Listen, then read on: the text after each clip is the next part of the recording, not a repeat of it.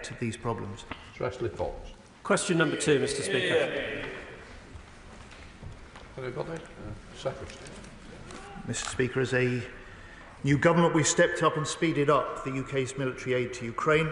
This year, the UK will provide £4.5 billion in...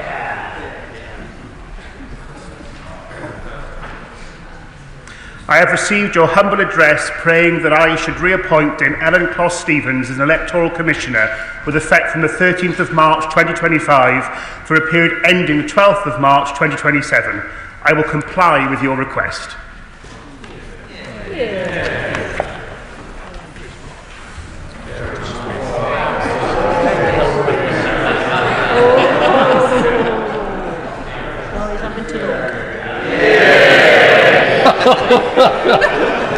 Right, let us start with the questions. Secretary of State for Defence, Lillian Jones.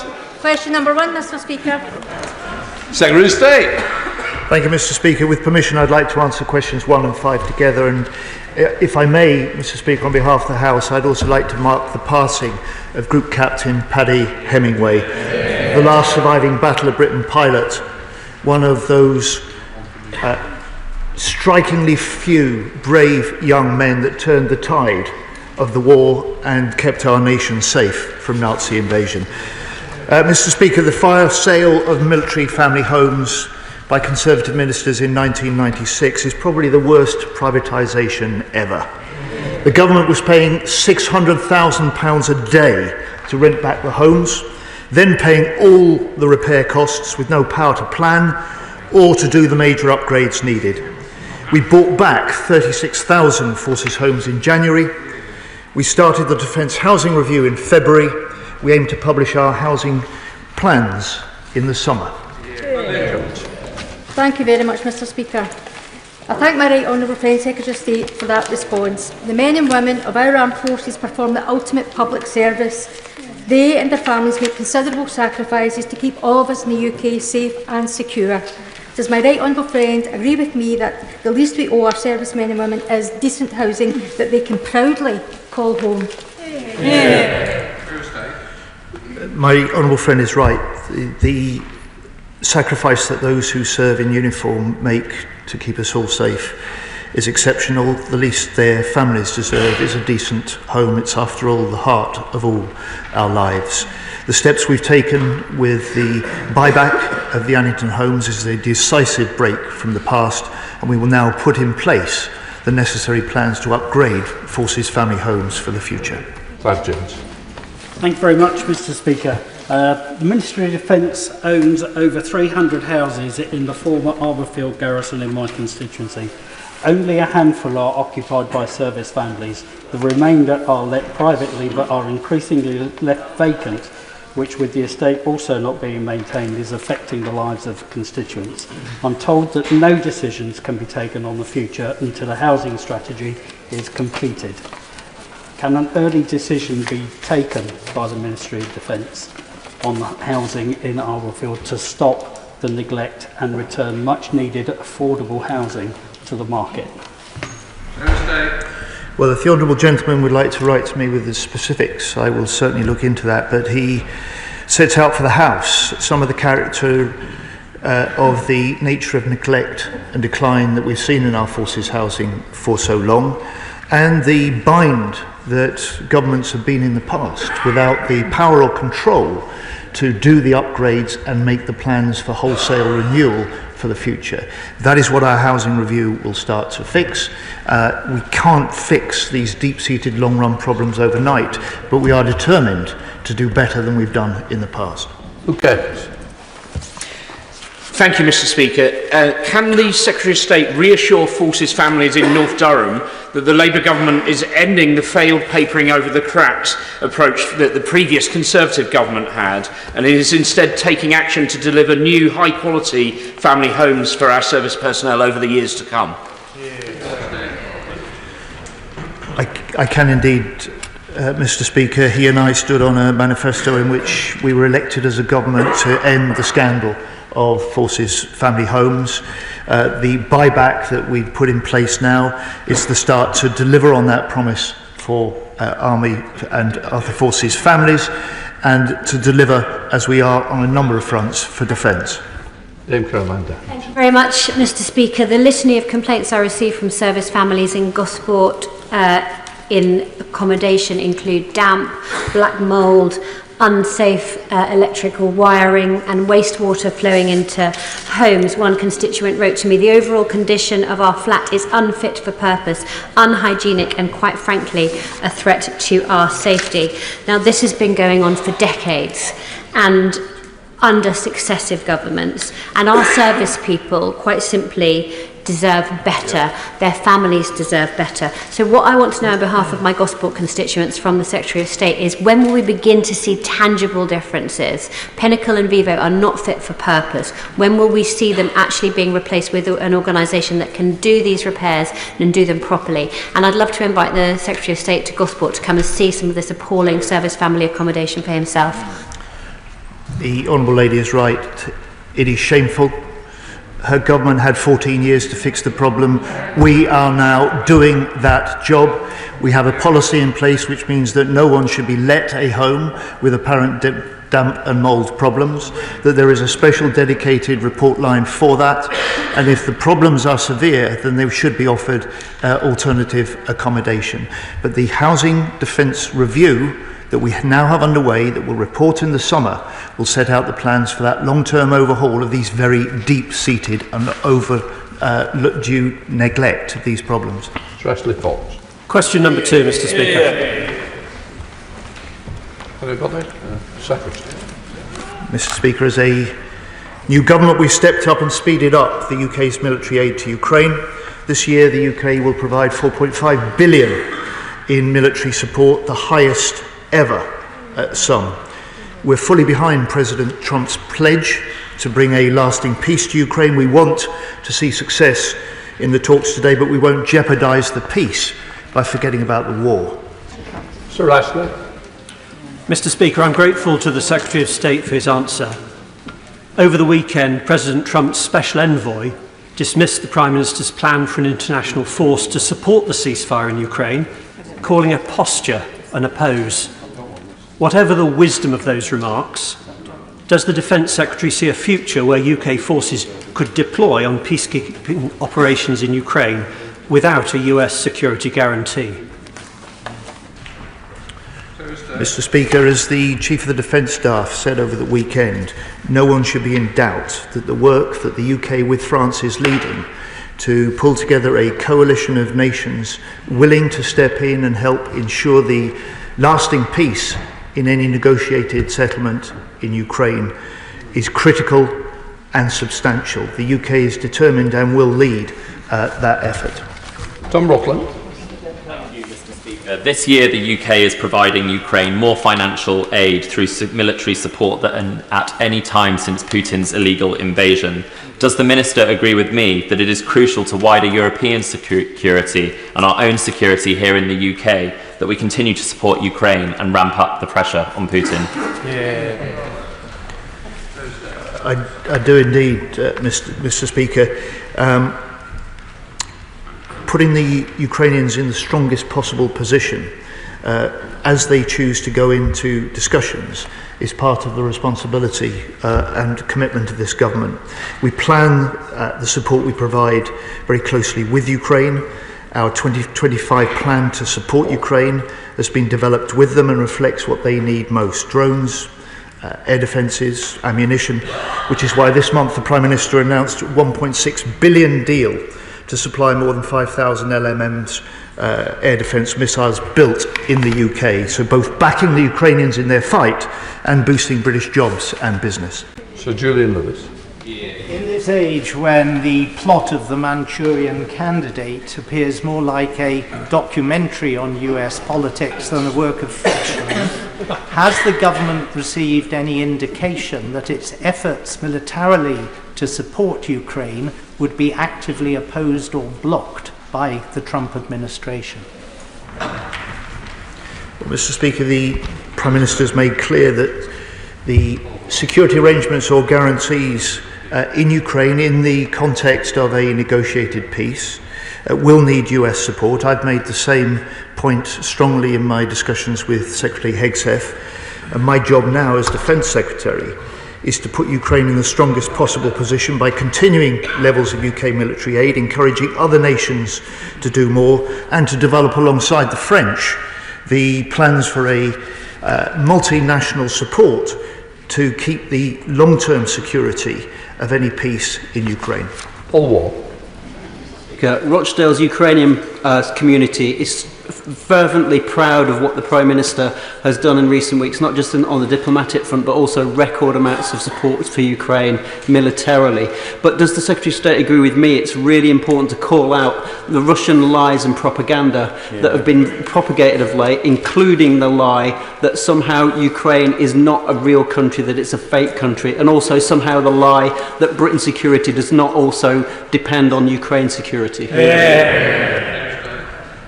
My honourable friend is right. The first line of defence of the UK and of Europe is in Ukraine. They share our values. They are fighting with huge courage, military and civilians alike. It's our job to stand with them during the fight in order to safeguard their future and their ability to make their own decisions as a country. And if and when they go into the negotiations, we will stand with them then, and we will stand with them after a negotiated peace that we all hope President Trump is capable of securing. So, Secretary of State, James Scott. Thank you, Mr. Speaker. And can I associate the opposition with the remarks, Secretary of State, on Paddy Hemingway, the last of the few to whom we owe so much. On the potential peacekeeping force for Ukraine, we've heard from the Secretary of State that this is jointly British and French. In fact, he stressed in every one of his answers the amount of work we are doing with France. So is it therefore not extraordinary that at the very same time France should be working to undermine our defence industry by having us excluded from a £150 billion European defence fund, which will include other non-EU states? Well, the honourable gentleman's a sort of half-empty rather than half-full type of guy, isn't he? The European Union, when they produced their defence and security white paper last week, set in place specific arrangements for any third nation, like the UK, that strikes a defence and security partnership with the European Union, exactly what we went to the country with as a promise to undertake as a UK government. Any country with a partnership in place then has potentially access to those sort of programmes, that sort of funding, and that's what we will try and negotiate for this country and our industry.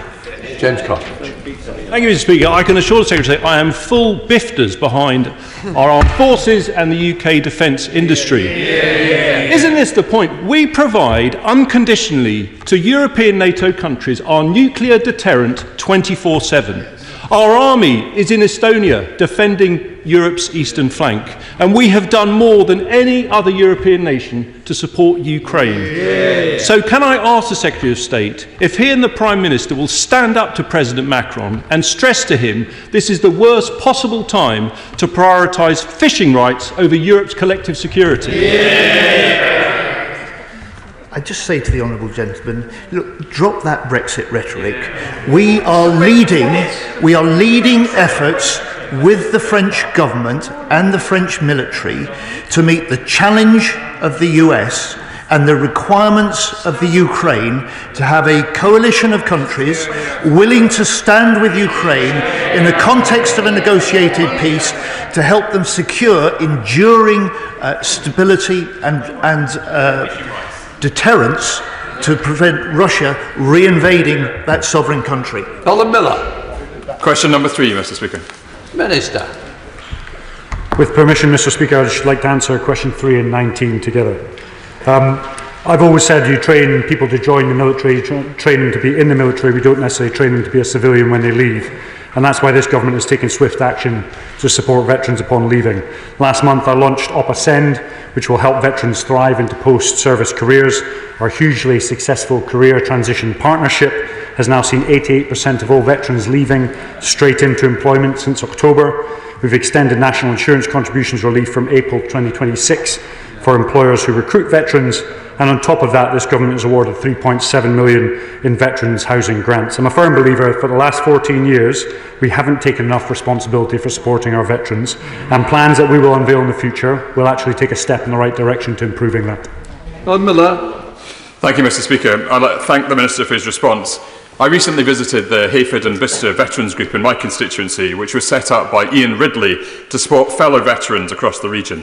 This fantastic initiative brings together a range of services from charities, the NHS and local authorities to support veterans. Yet in speaking to Ian, I was amazed to discover that there's no funding from the MOD and that veterans in our region are not signposted towards its services when they leave the armed forces.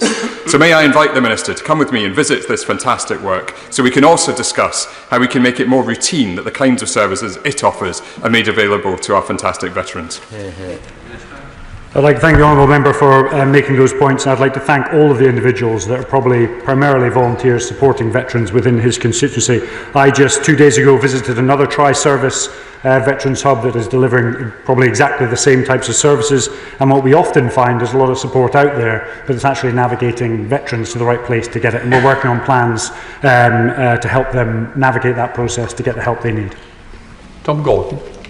Thank you, Mr. Speaker. Harrogate is a proud armed forces town with the Army Foundation College located in it. Nearby, we've also got Menwith Hill and Catterick. North Yorkshire as a whole plays an important part for our armed forces. One of the things that I've heard from speaking to veterans in my constituency is that they've often moved back there after postings throughout their career. When they return to North Yorkshire, they're having issues accessing housing through the local authority. So what conversations is the Minister having with local government colleagues to ensure that local authorities better understand how to listen to the needs and adaptations that veterans need when accessing local authority housing?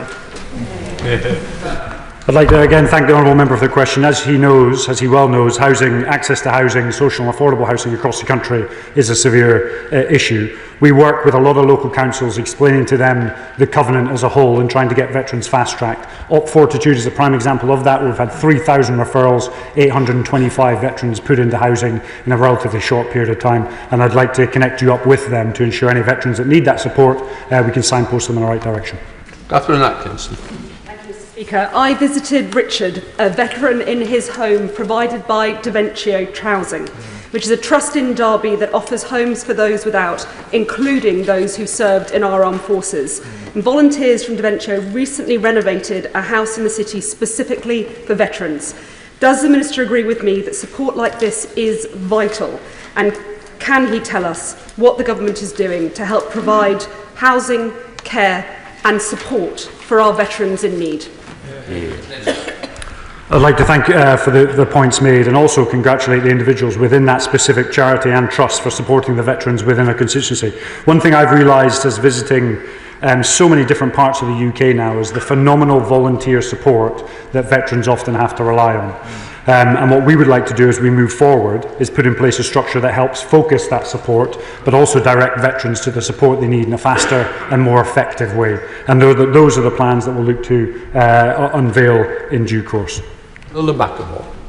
Speaker, will the Minister meet with me and other members of the APPG on the armed forces to discuss rolling out the best practice of some fire authorities to give those who've served our country an automatic interview in relevant roles in the public sector? I think this is a brilliant idea that would really benefit my constituents in Darlington, and I think those who've gone above and beyond to serve our country should be served by all of us on their return. I think this is a great initiative. Service beyond service is something we should be promoting, and I'd like to take that as best practice, have a look at it and see if we can roll it out across the nation. So when individuals leave the military, they can get at least a first interview into the fire service, the police, the NHS or any other public services available. So thank you very much for bringing that up. Thank you, sir. Veterans who served in Northern Ireland will no doubt welcome the Veterans Minister's decision, as first suggested by the Shadow Defence Secretary, that the MOD should judicially review the recent coroner's verdict regarding the shooting of several IRA terrorists at Clonno. Well done. But why not go further to protect veterans and drop the plans to revoke large parts of the Northern Ireland Legacy Act, which would only serve to facilitate yet more inquests of this type? Very good. Very good.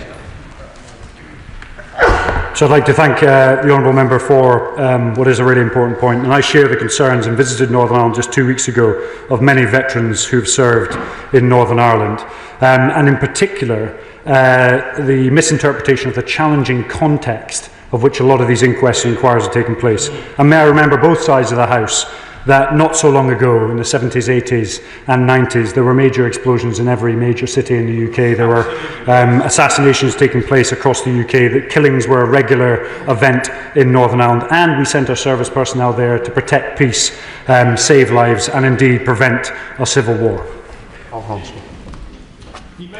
Sides of the House. Revoking the Legacy Act would encourage a system of two-tier justice, one for our army veterans and another for alleged IRA terrorists, including those given so-called letters of comfort by the Blair regime. Now, with many of those veterans having served in proud regiments which traditionally recruited from Red Wall northern constituencies, why should a Labour government assist Gerry Adams to sue the British taxpayer? How is that supporting those who serve their country valiantly on Operation Banner?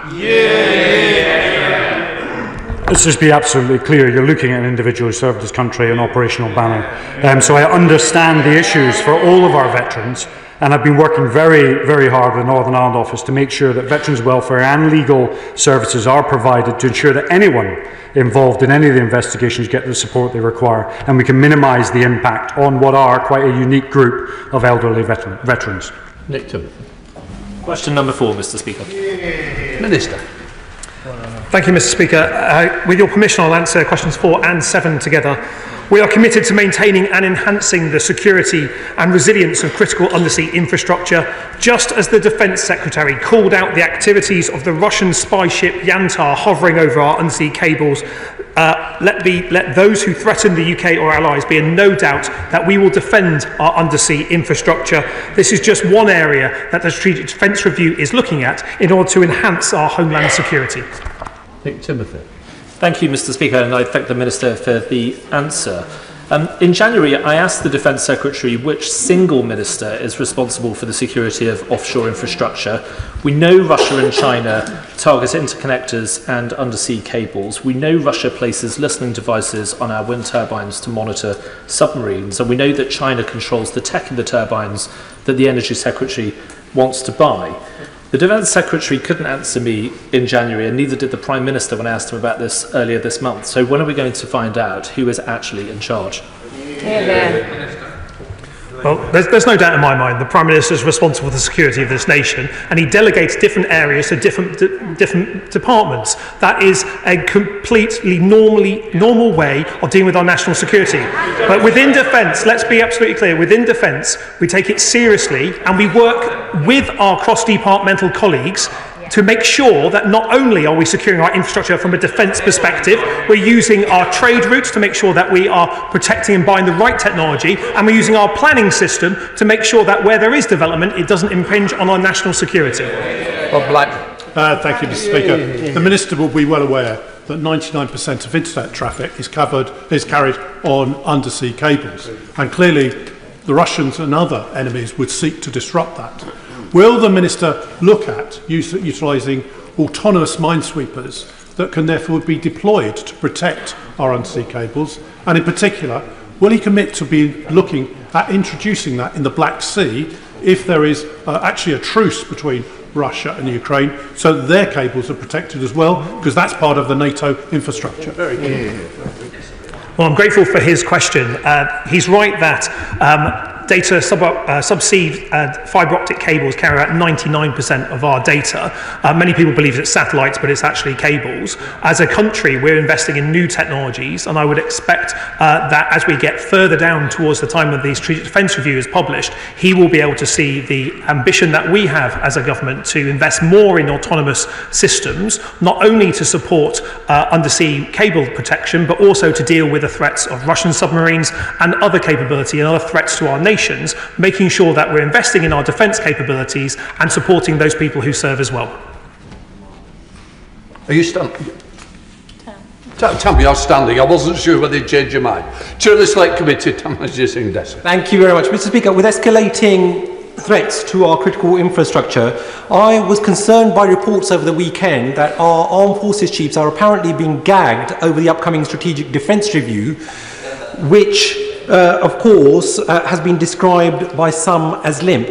I am fully aware that recognising the dangers that the government has invested or announced the largest increase in defence spending since the end of the Second World War. But at this critical time, we certainly should not be sidelining our service chiefs or penny pinching on our nation's defence. So would the Minister like to take this opportunity to reassure the nation that our Strategic Defence Review, when published, will be bold, ambitious and anything but limp? Absolutely, Mr. Speaker. We live in incredibly difficult times, and that is why this government is meeting the moment with increased defence spending, the biggest reform of our defence in 50 years, investing in new technologies, investing in our people that keep our country safe, and from the most senior generals and admirals down to privates and sailors, giving all our armed forces that renewed determination to make sure that they understand how we defend our country in best interest, but that the nation backs them in defending our country as well. There'll be more announcements further to come, Mr. Speaker, but let us all be in no doubt that this whole House backs our armed forces and that we look forward to the further investment that we're seeing coming in our defence in due course. Look there. Thank you, Mr. Speaker. Can I welcome the UK's leadership on this issue?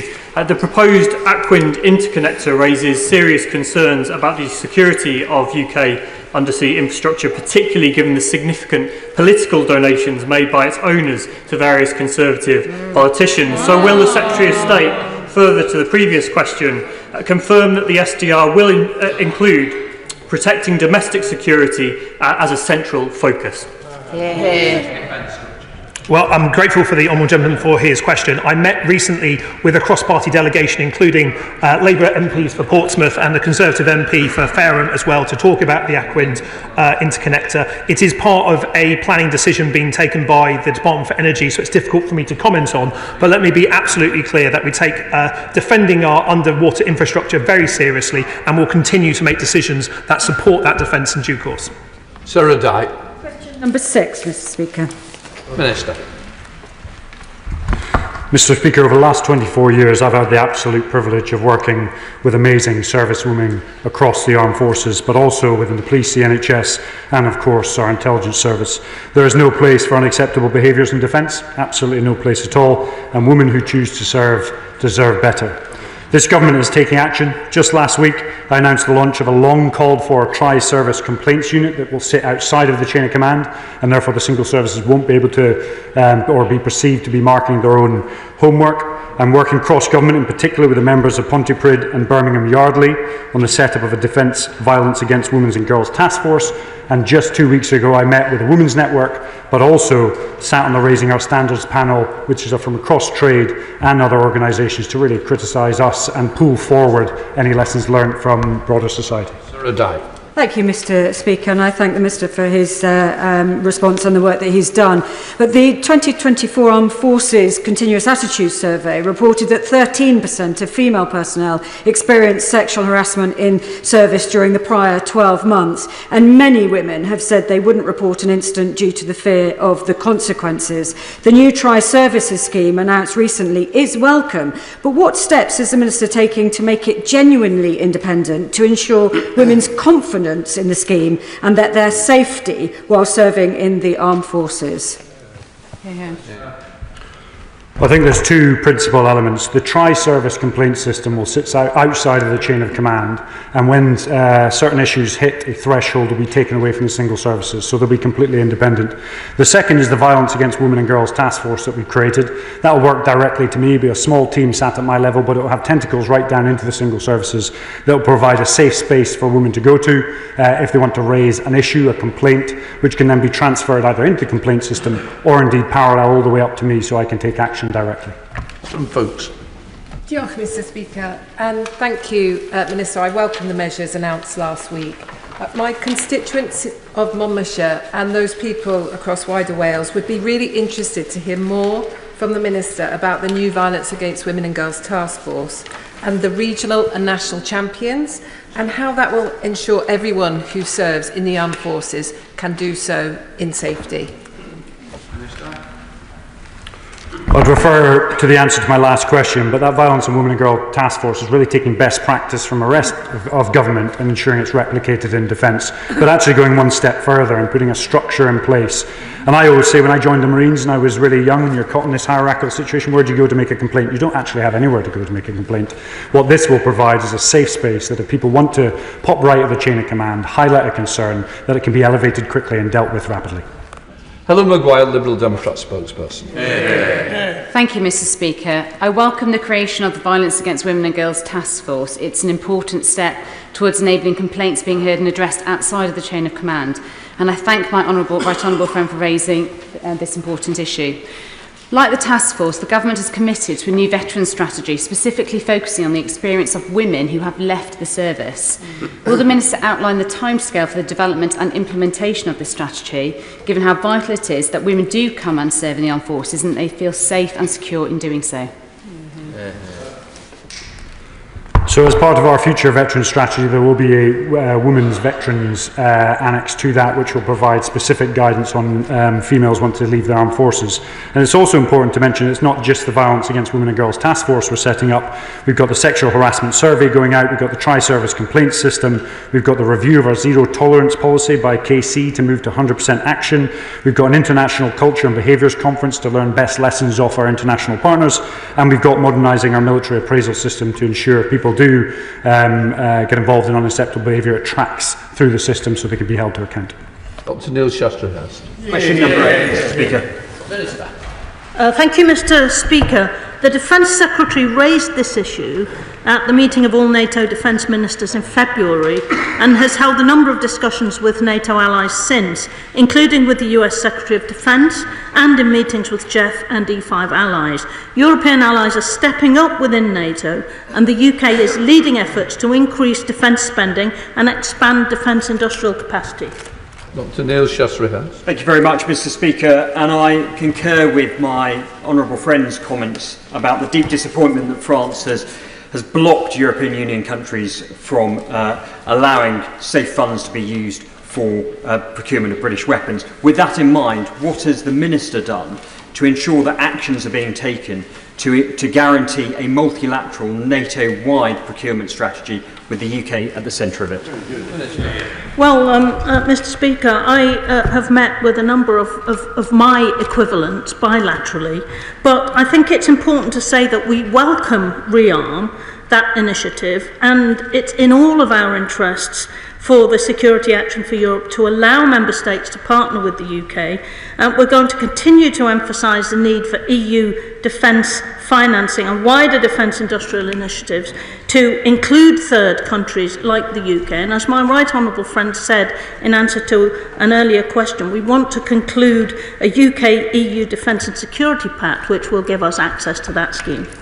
Calvin Bells. Mr. Speaker, and I want to thank the Minister for her response. Last week, the Defence Select Committee met with the Chief of General Staff, who highlighted the challenges of supporting our troops in Estonia, and I highlighted the Rail Baltica project, which has received significant funding from the EU's Connecting Europe facility and NATO, and links my constituency in Leighton via High Speed 1 right through to the Baltics using British steel.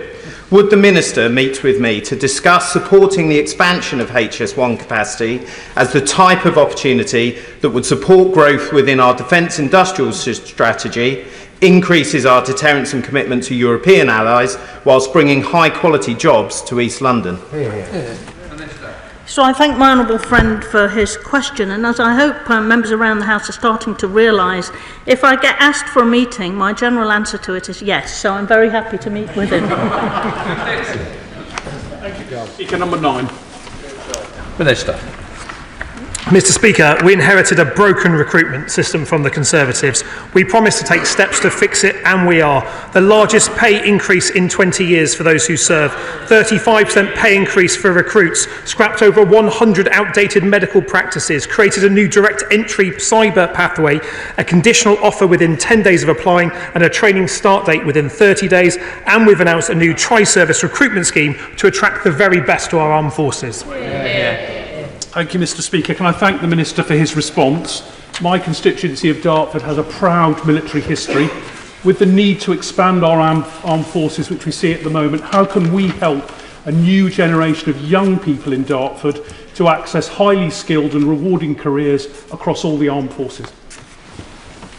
Can I thank him for his question? Not only is a career in our armed forces good for a young person, it also offers training opportunities. Each of our single services appearing in the top 5 of apprentices employers, the very best in our country. But a career in defence industry is also good for our young people, and the ability to move between regular and reserve and industry more frequently, more easily, not only secures the national defence of our country, provides more opportunities for our young people, but also means that defence can be an even better and bigger engine for growth, and that's the proposals that we'll be coming forward with in due course. Sir Geoffrey Clifton-Brown. Thank you, Mr Speaker. In recent years, for every 100 servicemen that are recruited, 130 have left. That is a completely unsustainable situation. So what is the Minister doing to ensure that we retain more troops? That means not only the package within our armed forces, but competitive packages in the private sector. Well, the honourable gentleman is entirely right about the terrible state of armed forces retention that we inherited. We've seen armed forces morale drop from 60% in 2010 to only 40% in July last year. So we do need to invest more in our armed forces. That's why we've given the biggest pay rise in 20 years. That's why we're bringing defence housing back into public control so it can be invested in. But it's also why we're creating the Armed Forces Commissioner to provide an independent champion for service welfare matters for those who serve. But we do